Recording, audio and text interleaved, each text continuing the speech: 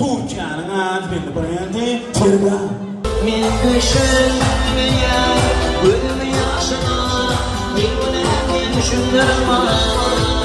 Akmadın ilim, dili kapatın, bir düşündürme.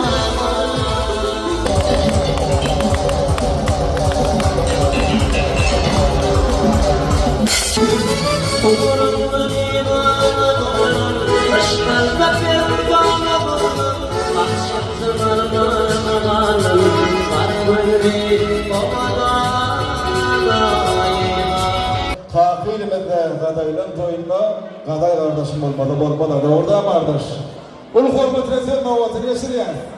Esselamu aleyküm hormat mihmanlar, tüveleme, güzel kalkamıda oğlun toyların birine ne şu an nesip edenler hemen birlikte katlaşıp oturuyor. Yine güzel kalkamının alt parçası tüveleme, Emracan kardeşim, hem çok sağ olsun. Onda ne mi? Güzel kalkamının oğlun aydımşılığı, meşhur aydımşılığı, Emracan'ın Panaha Şarif ile oğlun toymadı devam ediyor kardeşim.